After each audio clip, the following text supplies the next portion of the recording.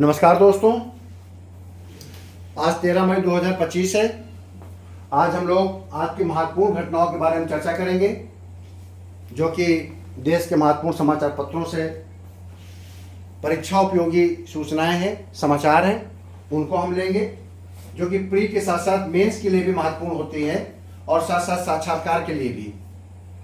मैं जो आपको समाचार पत्रों के माध्यम से जो सूचनाएं देता हूं, उसमें केवल वन लाइनर समान ज्ञान नहीं होता है, बल्कि उसके अंतर्गत एक अंडरस्टैंडिंग होती है, उसका पृष्ठभूमि भी बताया जाता है और जिससे आपको बेहतर तरीके से समझ में आए। इसलिए पूरा वीडियो सुना कीजिए। वीडियो संक्षेप में है और महत्वपूर्ण सूचनाओं को लेकर है। तो 13 मई 2025 के समाचार पत्र में, जो कि इंडियन एक्सप्रेस, द हिंदू आज से निकाले जाते हैं, में पहले जो सबसे महत्वपूर्ण समाचार है वो माननीय प्रधानमंत्री नरेंद्र मोदी का राष्ट्र के नाम संबोधन, जिसमें जो 3 उन्होंने कोर बिंदु बताए हैं, जो 3 सिद्धांत बताए हैं, वो बहुत ही गौर करने योग्य बात है। वो एक कॉन्फिडेंस दिखाने की बात है, वो एक कॉन्फिडेंस पैदा करता है भारत के प्रत्येक नागरिक में और राष्ट्र में भी। उन्होंने कहा कि निर्णायक प्रतिघात, अपने शर्तों पर दुश्मन देश के साथ बर्ताव। उन्होंने कहा कि कभी भी कोई भी अगर पाकिस्तान या अन्य कोई देश आतंकवाद को बढ़ावा देगा या आतंकवाद संबंधी घटना करेगा, तो हम उस पर निर्णायक प्रतिघात करेंगे, डिसिसिव रिटेलिएशन करेंगे। मतलब कि हम आर पार की लड़ाई होगी, अपने शर्तों पर दुश्मन देश के साथ बर्ताव करेंगे। कोई मध्यस्थता नहीं, इनडायरेक्टली बताया है, कोई मध्यस्थता नहीं, किसी से विचार विमर्श नहीं। दूसरा बात कहा कि अगर कोई राष्ट्र ये कहता है कि पाकिस्तान परमाणु बम संपन्न देश है, युद्ध लड़ा जाएगा तो परमाणु बम वो चला सकता है, तो इस धमकी का कोई फर्क हिंदुस्तान पर नहीं पड़ेगा और इस धमकी के आधार पर किसी भी दशा में आतंक बर्दाश्त नहीं किया जाएगा। ये बहुत बड़ी बात है कि परमाणु बम की धमकी देना बंद कर दे राष्ट्र। तीसरी, आतंकवादी एवं आतंकवाद के आकाओं तथा आतंक को पालने पोसने वाली सरकार में कोई अंतर नहीं किया जाएगा। उन्होंने ये बताने की कोशिश किया कि पाकिस्तान का कोई आतंकवादी हो या पाकिस्तान के आतंकवाद को बढ़ावा देने वाला कोई नेता हो या स्वयं पाकिस्तान ही क्यों ना हो, इनके बीच में कोई अंतर नहीं है। तीनों को आतंकवादी माना जाएगा, तीनों के साथ एक ही तरह का बर्ताव किया जाएगा। निर्णायक प्रतिघात, डिसिसिव रिटेलिएशन। बहुत ही जबरदस्त बात और बहुत ही प्रशंसनीय बात कही है माननीय प्रधानमंत्री जी ने। ये जो 3 पॉइंट हैं, ये उन्होंने कहा ये डॉक्ट्रिन है हमारे, अब ये हमारे सिद्धांत हैं जिसको पालन किया जाएगा। ठीक है, आतंकवाद और वार्ता एक साथ नहीं चल सकती, खून और पानी एक साथ नहीं बह सकता। आप सोचे खून बहाएंगे तो हम आपका पानी भी आपको मिलेगा, ये संभव नहीं है। ठीक है, जो उन्होंने इंडस वाटर ट्रीटी, जो IWT है, सिंधु जल समझौता को जो उन्होंने निरस्त किया है, इस उनका कहने का मतलब यही है कि आप अगर खून बहाएंगे तो आपको पानी भी आपका बहे, ये एक साथ नहीं चल पाएगा। और उन्होंने कहा कि अगर कोई व्यक्ति, समझौते की तो बात ही नहीं है कि तीसरा व्यक्ति हमारा समझौता कराएगा, अगर हम दोनों लोग बैठ के बात करते हैं भारत पाकिस्तान, तो बातचीत केवल आतंक को समाप्त करने पर होगा और पाक अधिकृत कश्मीर भारत को देने पर होगा। तीसरा और कोई विषय ही नहीं है। दूसरा समाचार आज का जो महत्वपूर्ण है, जिनेवा में जो कल मैंने बताया था कि 11 तारीख से जो वार्ता चल रही थी टैरिफ को लेकर अमेरिका और चीन के बीच में, उसमें समझौता हो गया है। देखिए, जब से डोनाल्ड ट्रंप राष्ट्रपति बने हैं, हर रोज कोई न कोई प्रतिशत उनका बढ़ रहा था टैरिफ का, और प्रतिशत यहाँ तक बढ़ गया था कि वो 145% तक आ गया था आपके चीन के प्रति, जिसमें उन्होंने कहा था कि चीन से कोई भी सामान आयात किया जाएगा तो उस पर 145% टैरिफ लगेगा। और ये कहा गया था, और चीन ने क्या कहा था कि अमेरिकी वस्तुओं पर हम 125% टैरिफ लगा देंगे। अब देखिए दोनों लोग टैरिफ को घटाकर 30% और 10% कर दिया है। अमेरिका ने कहा है कि 90 दिनों के लिए, उसके बाद फिर वार्ता होगी दोनों देशों के बीच में, 90 दिनों के लिए उन्होंने चीन से आयातित इंपोर्टेड वस्तुओं पर टैरिफ को 145% से घटाकर 30% कर दिया। देख कहाँ तक गिरा दिया। और चीन ने भी अमेरिकी आयातित वस्तुओं पर 125% टैरिफ से घटाकर 10% कर दिया।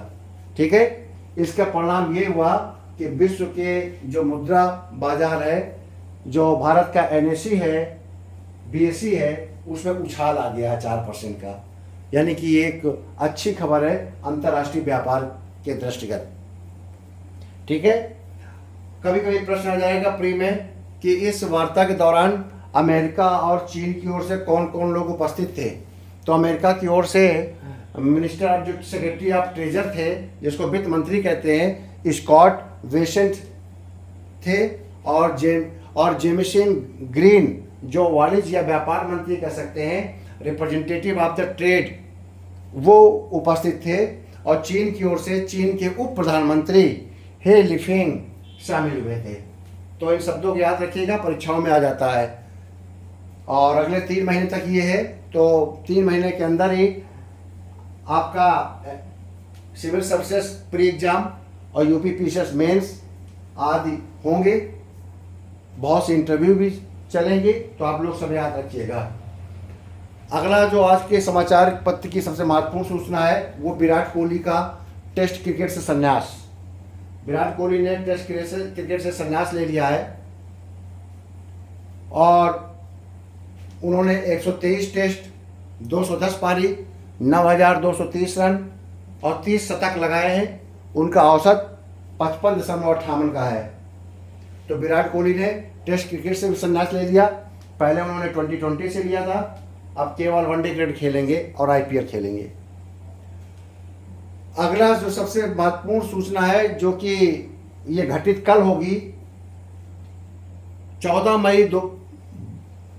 मई को 52वें chief justice of India, 52nd chief justice of India के रूप में न्यायाधीश BR गवई शपथ ग्रहण करेंगे। भूषण रामकृष्ण गवई भारत के 52वें CJI होंगे। ये दलित समुदाय के दूसरे CJI हैं। इससे पहले 2007 में KG बालाकृष्णन भारत के चीफ जस्टिस ऑफ इंडिया बने थे। आपका गवई साहब का कार्यकाल मात्र 6 मास का होगा। 23 नवंबर 2025 को रिटायर हो जाएंगे। न्यायाधीश गवई के पिता RS गवई अम्बेडकरवादी नेता थे। अमरावती से लोकसभा से सदस्य भी रहे हैं। RPI Republic party of India Gavai के वो संस्थापक थे राजनीतिक दल के। और इनके पिता 52वें CJI के रूप में न्याय शपथ ग्रहण करने वाले BR गवई के पिता UPA सरकार में 2006 से 11 के दौरान बिहार, सिक्किम, केरल के राज्यपाल भी रहे हैं। इनका संबंध कांग्रेसी नेताओं से, कांग्रेस से 40 वर्ष ज़्यादा था। यही कारण है कि आपके न्यायाधीश BR गवई जब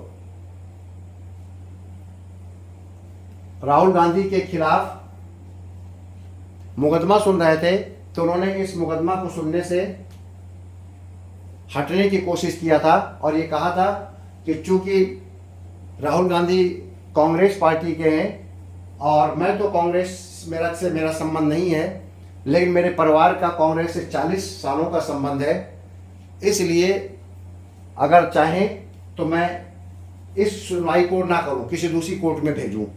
लेकिन सरकार ने उन पर विश्वास जताया था और उन्होंने केस की सुनवाई की थी।